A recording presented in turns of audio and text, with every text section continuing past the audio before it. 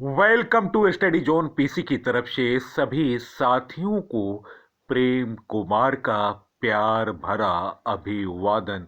दोस्तों, आज मैं 30 जनवरी 2022 डेली करंट अफेयर लेकर उपस्थित हूँ। सबसे पहले सबसे नवीन जानकारी, नवीन क्वेश्चन देखने के लिए आप यस्टरडे जोन पीसी को सब्सक्राइब करें। सब्सक्राइब का बटन रेड बटन है, रेड बटन पर क्लिक करें जिससे मेरे आने वाले तमाम ज्ञानवर्धक वीडियो का नोटिफिकेशन मिल सके। जिन व्यक्तियों ने अभी तक मेरे चैनल को सब्सक्राइब नहीं किया है उनसे अनुरोध है कि वे चैनल को सब्सक्राइब कर दें। सब्सक्राइब का बटन रेड बटन है, रेड बटन पर क्लिक करें जिससे मेरे आने वाले तमाम वीडियो का नोटिफिकेशन मिल सके। फर्स्ट क्वेश्चन, हाल में सरकार ने किसे आर्थिक सलाहकार नियुक्त किया है? दोस्तों, निम्न ऑप्शनों में ऑप्शन डी वी अनंत नागेश्वरन इस प्रश्न के सही उत्तर है। दोस्तों, सरकार ने शुक्रवार को अर्थशास्त्री वी अनंत नागेश्वरन को मुख्य आर्थिक सलाहकार नियुक्त किया। क्रेडिट सुई ग्रुप और जूलियस वेयर ग्रुप के साथ काम कर चुके नागेश्वरन शिक्षा क्षेत्र से जुड़े हैं। दोस्तों, ये के.वी. सुब्रमण्यम का स्थान लेंगे, जिन्होंने अपना 3 साल का कार्यकाल पूरा होने के बाद दिसंबर 2021 में सीईए का पद छोड़ दिया। दोस्तों, एक सरकारी बयान में कहा गया कि नागेश्वरन ने शुक्रवार को सीईए का पद संभाल लिया। दोस्तों, इस पद पर नियुक्त होने से पहले नागेश्वरन लेखक, शिक्षक और सलाहकार के रूप में काम कर रहे थे। वह भारत और सिंगापुर के कई बिजनेस स्कूलों और प्रबंधन संस्थानों में पढ़ा भी चुके हैं। वह IFM और ग्रेजुएट ऑफ बिजनेस के डीन भी रह चुके हैं। इसके अलावा वे क्रिया यूनिवर्सिटी में भी विजिटिंग प्रोफेसर रह चुके हैं। डॉक्टर नागेश्वरन 2019 से 2021 तक प्रधानमंत्री की आर्थिक सलाहकार परिषद के अंशकालिक सदस्य भी रह चुके हैं। देश में आम बजट से पहले पेश होने वाली आर्थिक समीक्षा को तैयार करने की जिम्मेदारी मुख्य आर्थिक सलाहकार की होती है। इन्होंने भारतीय प्रबंधन संस्थान अहमदाबाद से प्रबंधन में स्नातकोत्तर डिप्लोमा और एमहर्स्ट में मैसाचुसेट्स विश्वविद्यालय में डॉक्टरेट की डिग्री प्राप्त की। आर्थिक समीक्षा को तैयार करने की जिम्मेदारी सीईए की होती है। नेक्स्ट क्वेश्चन, गूगल ने हाल में भारतीय एयरटेल में कितने अरब डॉलर का निवेश करेगा? दोस्तों, निम्न ऑप्शनों में ऑप्शन डी इस प्रश्न का सही उत्तर है। 1 अरब डॉलर। इंटरनेट के प्रमुख कंपनी दूरसंचार कंपनी भारती एयरटेल में 1 अरब डॉलर का निवेश, इसमें इक्विटी निवेश के साथ साथ संभावित वाणिज्यिक समझौता के लिए एक कोष भी शामिल है। दोस्तों, जिसके तहत समझौता का अगले 5 वर्ष के दौरान पारस्परिक रूप से सहमत शर्तों पर मंजूरी दी जाएगी। गूगल यह निवेश Google for India digitisation fund के हिस्से के तौर पर कर रही है। दोस्तों, इसमें 70 करोड़ डॉलर यानी 5,224 करोड़ रुपए की इक्विटी निवेश भी शामिल है। इसमें एयरटेल में गूगल को 1.28% हिस्सेदारी मिलेगी। गूगल यह निवेश Google for India digitisation fund के हिस्से के तौर पर कर रही है। नेक्स्ट क्वेश्चन, हाल में किस देश ने यूक्रेन को 20 करोड़ डॉलर की सामग्री और सैन्य सहायता देने की घोषणा की? दोस्तों, निम्न ऑप्शनों में ऑप्शन बी अमेरिका इस प्रश्न का सही उत्तर है। यूक्रेन समाचार ने सूत्रों को हवाले देते हुए कहा कि अमेरिका ने 45 उड़ानों के जरिए 20 करोड़ डॉलर की सामग्री और तकनीकी सैन्य सहायता यूक्रेन पहुंचाने की योजना बनाई। अमेरिका ने पिछले हफ्ते भी 907 टन की तथाकथित सैन्य सहायता की पहली खेप यूक्रेन पहुंचाई थी।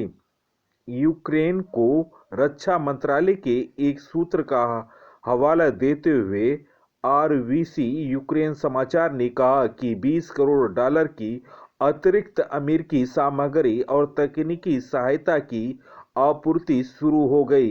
सहायता पहुंचाने के लिए 45 उड़ानों की आवश्यकता होगी।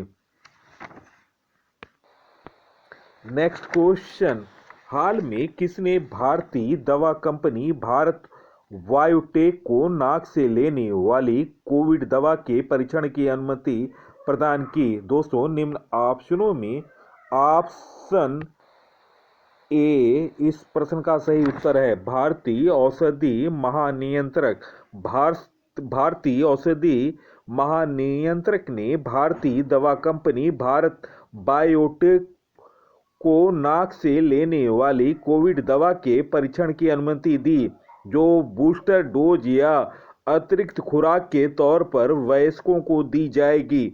सूत्रों के अनुसार कोविशील्ड और कोवैक्सीन कोविड टीके लेने वाले व्यक्तियों को तीसरी खुराक के तौर पर यह दवा दी जाएगी। इसका परीक्षण देश में 9 विभिन्न स्थानों पर होगा। परीक्षण में कोविशील्ड और कोवैक्सीन ले चुके लोग बराबर की संख्या में शामिल किए जाएंगे। लगभग 5,000 लोगों पर यह परीक्षण होंगे। जानकारों का कहना है कि यह दवा लेने के लिए कम से कम 6 माह का समय तय किया जाएगा। दूसरा टीका लेने के 6 माह बाद यह दवा ली जा सकेगी। सूत्रों ने बताया कि मार्च के अंत तक इस दवा के उपलब्ध होने की उम्मीद है।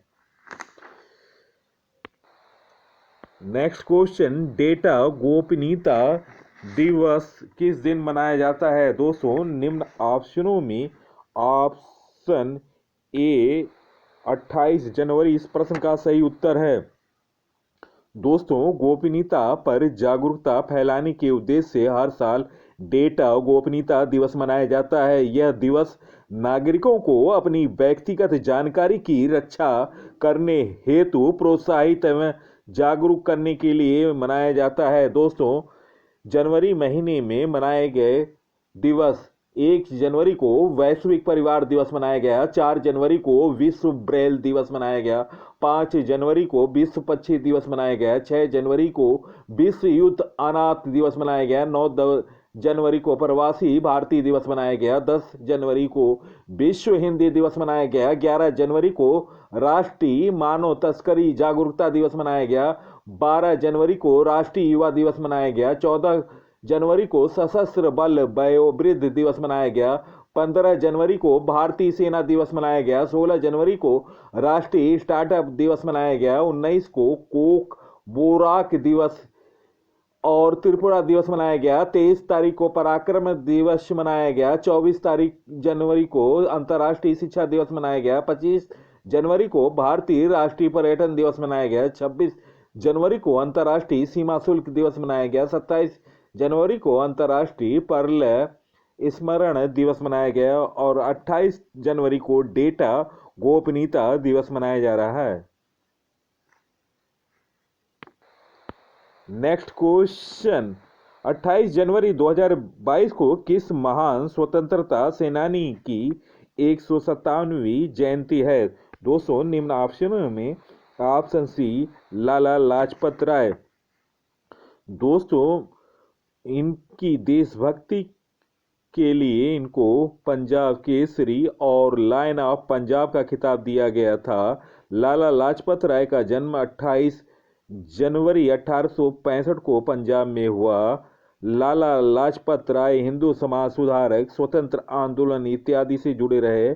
28 जनवरी 2022 को लाला लाजपत राय की 157वीं जयंती है। दोस्तों लाला लाजपत राय पंजाब नेशनल बैंक के संस्थापक सदस्यों में से एक हैं। नेक्स्ट क्वेश्चन, हाल में नीति आयोग ने ग्रेट निकोबार में कितने करोड़ रुपए की एकीकृत परियोजना की शुरुआत की? दोस्तों निम्न ऑप्शनों में ऑप्शन डी 72,000 करोड़ रुपया। दोस्तों इसमें एक मेगापोर्ट, एक हवाई अड्डा परिसर, 130 वर्ग किलोमीटर के विस्तृत शहर, सौर एवं गैस आधारित बिजली संयंत्र का निर्माण शामिल है। अंडमान और निकोबार द्वीप समूह एकीकृत विकास निगम लिमिटेड परियोजना का प्रस्तावक है।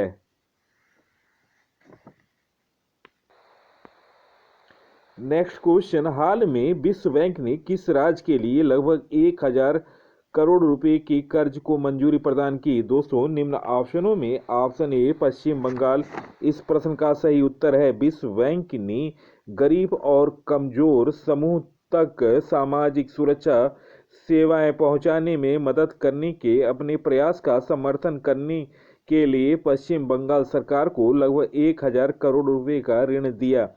दोस्तों पश्चिम बंगाल से संबंधित करंट जानकारी, स्टूडेंट क्रेडिट कार्ड योजना चल रही है। Raigarh world sanctuary, Mahanadi world sanctuary, सजना रॉली वर्ल्ड सेंचुरी, करेम धर्मा योजना चल रही है। कर्म साथी प्रकल्प योजना चल रही है। माँ योजना 5 रुपए में खाना योजना चल रही है। स्नेहर पोरवास योजना, प्रोचेष्टा योजना चल रही है। आधारभूत साक्षरता सूचांक में पश्चिम बंगाल शीर्ष पर है। 11वां राष्ट्रीय संस्कृति महोत्सव अभी हाल में आयोजित हुआ है पश्चिम बंगाल में। माँ योजना शुरू किया गया है। इसमें गरीब लोगों को सिर्फ 5 रुपये में भोजन मिल रहा है। दोस्तों पश्चिम बंगाल के बारे में जानते हैं। पश्चिम बंगाल का गठन 26 जनवरी 1950 में हुआ था। क्षेत्रफल 88,752 वर्ग किलोमीटर। राजधानी कोलकाता, जिला 23 है। मुख्यमंत्री ममता बनर्जी हैं। राज्यपाल जगदीश धनखड़ हैं। मुख्य न्यायाधीश टीबी राधाकृष्णन है। हाई कोर्ट लोकेटेड कोलकाता है। पश्चिम बंगाल की सीमा सिक्किम, असम, झारखंड और बिहार के साथ लगती है। लोकसभा की 42 सीट है। राज्यसभा 16, विधानसभा 294 सीट। राजकीय पशु है फिशिंग कैट। राजकीय पक्षी है सफेद गर्दन वाला किंग फिशर। राजकीय वृक्ष है चेटियन। राजकीय पुष्प शेफाली। लोक नृत्य काठी, गंभीरा, ढाली, बाउल तथा मरसिया। राष्ट्रीय उद्यान सुंदर राष्ट्रीय उद्यान, टाइगर रिजर्व, जलदपाड़ा राष्ट्रीय उद्यान, नेवरा वैले राष्ट्रीय उद्यान, सिंगलीला राष्ट्रीय उद्यान, गोरुमारा राष्ट्रीय उद्यान तथा बुक्सा राष्ट्रीय उद्यान, टाइगर रिजर्व। जनजातियां हैं लोघा। परियोजना चल रही है कांगसवती परियोजना, कांगसवती नदी पर। नेक्स्ट क्वेश्चन, हाल में किस देश में ऑनलाइन सेफ्टी बिल लागू हुआ? दोस्तों निम्न ऑप्शनों में ऑप्शन बी ऑस्ट्रेलिया इस प्रश्न का सही उत्तर है। दोस्तों ऑस्ट्रेलिया से संबंधित करंट जानकारी, महारानी एलिजाबेथ के नाम पर द्वीपों का नाम बदलने की घोषणा हुई है ऑस्ट्रेलिया में। ऑस्ट्रेलिया की बिग बैश लीग में खेलने वाले पहले भारतीय खिलाड़ी बने उन्मुक्त चंद। ऑस्ट्रेलिया की न्यायाधीश हेनरी चार्ल्सवर्थ को अंतर्राष्ट्रीय न्यायालय के लिए चुना गया। दोस्तों, ऑस्ट्रेलिया की राजधानी कैनबरा है, मुद्रा डॉलर है, प्रधानमंत्री स्कॉट मॉरिसन है। नेक्स्ट क्वेश्चन, कल्याण सिंह किस राज्य के पूर्व मुख्यमंत्री हैं जिन्हें हाल में पद्म विभूषण से सम्मानित किया गया? दोस्तों, निम्न ऑप्शनों में ऑप्शन ए उत्तर प्रदेश इस प्रश्न का सही उत्तर है।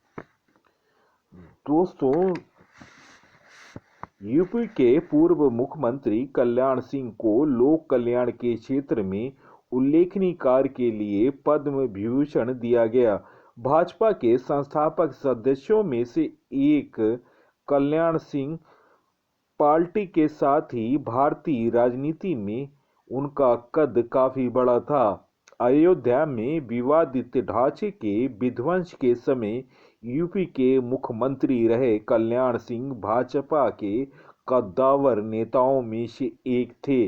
राम मंदिर आंदोलन के नायकों में से एक कल्याण सिंह का जन्म 6 फरवरी 1932 को अलीगढ़ में हुआ था। उन्होंने 2 बार यूपी का मुख्यमंत्री पद संभाला। 1967 में पहली बार उत्तर प्रदेश विधानसभा के लिए चुने गए और 1980 तक रहे।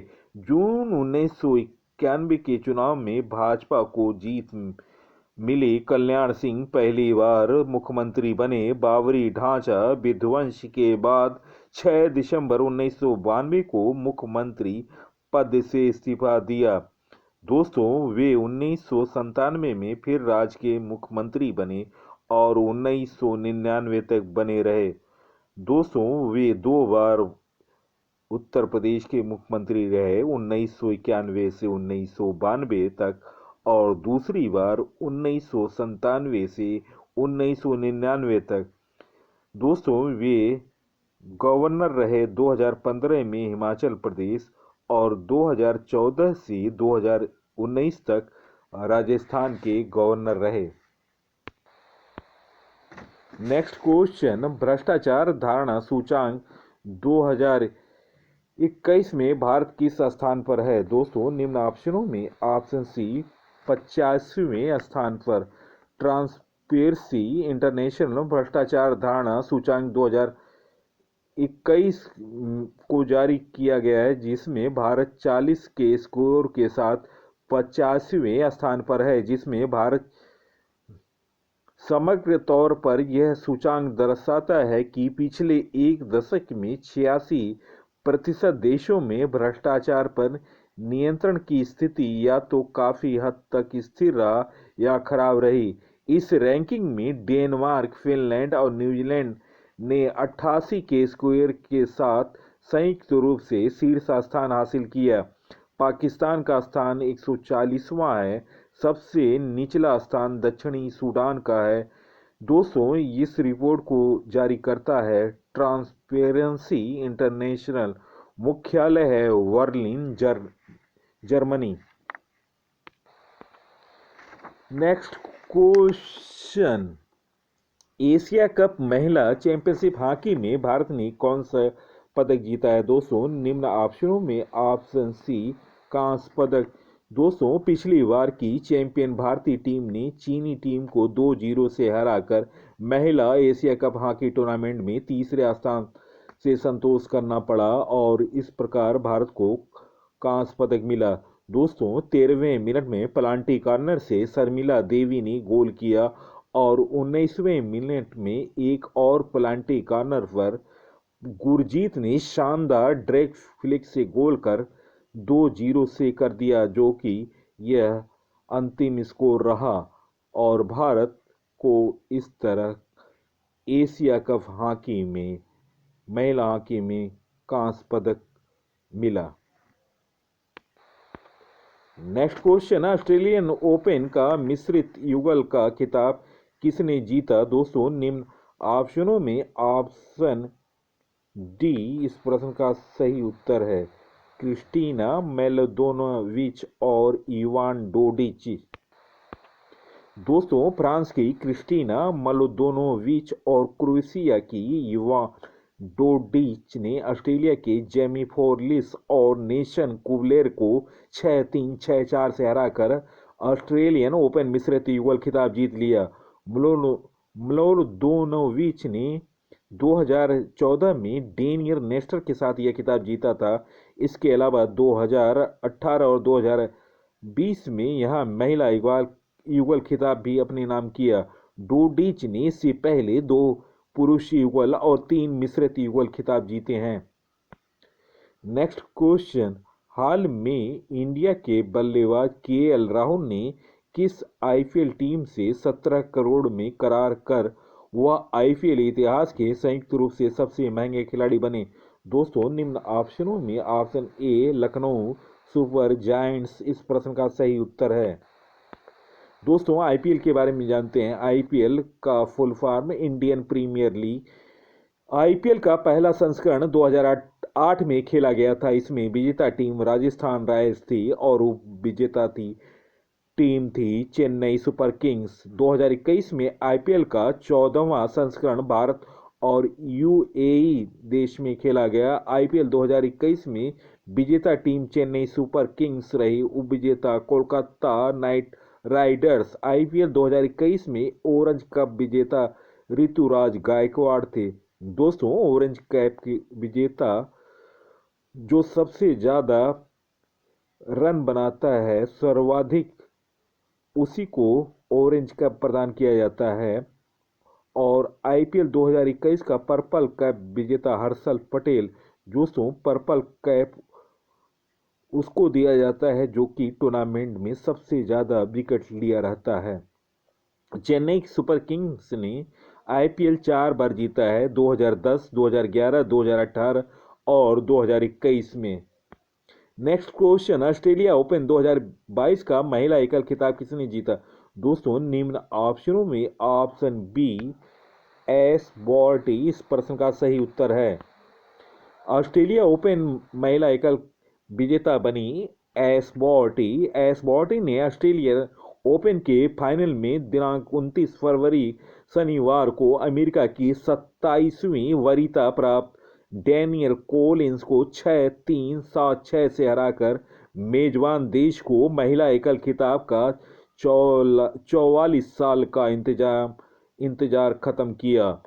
बॉर्टी ने 1980 में बेडी टेर्नबुल के बाद ऑस्ट्रेलियन ओपन का एकल फाइनल में पहुंचने वाली एकल वर्ग में पहली ऑस्ट्रेलियाई महिला बनी। वह 1978 में क्रिस ओ'नील के बाद पहली ऑस्ट्रेलियाई महिला चैंपियन है।